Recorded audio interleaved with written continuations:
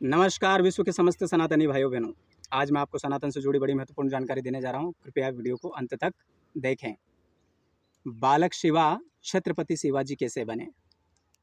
उन्हें छत्रपति शिवाजी किसने बनाया? उनकी माँ जीजाबाई ने बनाया और आज भी ऐसी माताओं की आवश्यकता है। बालक शिवा को बचपन में ही माता जीजाबाई ने रामायण का अध्ययन करवाया, महाभारत का अध्ययन करवाया। तो बालक शिवा के बाल मन में ये बातें गहराई तक पहुंच चुकी थी कि प्रभु श्री राम ने कैसे राक्षसों को नष्ट करके धर्म की स्थापना की।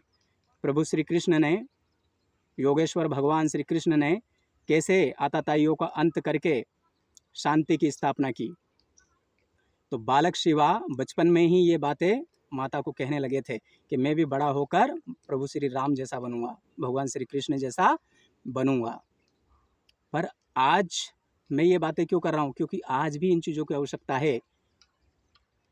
कुछ समय में हमारे धर्म को नष्ट करने के लिए कई सारे आक्रांताएँ आए।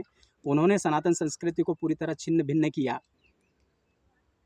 और छिन्न भिन्न करने के बाद में आज सनातन की जो स्थिति है वो बिल्कुल निम्न स्तर पर पहुंच चुकी थी। हमें हमारे इतिहास का कोई ज्ञान नहीं, हम हमारे इतिहास से कुछ सीखना नहीं चाहते।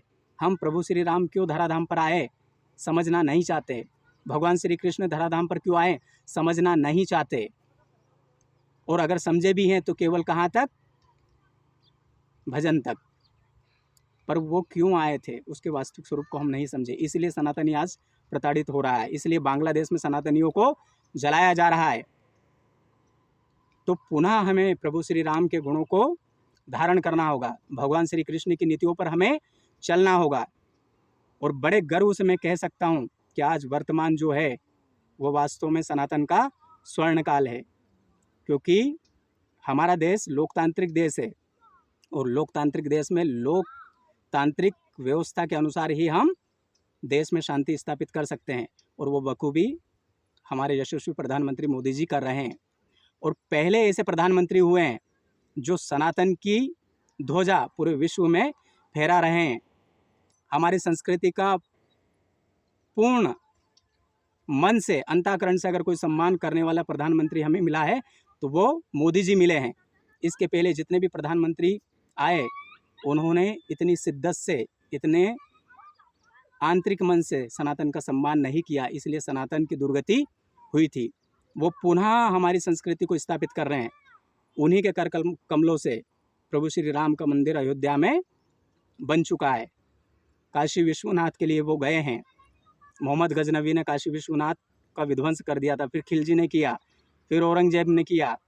ऐसे कई सारे विदेशी आक्रांता आए, कुत्सित मानसिकता के लोग आए, इन्होंने हमारी संस्कृति को नष्ट करने का भरपूर प्रयास किया।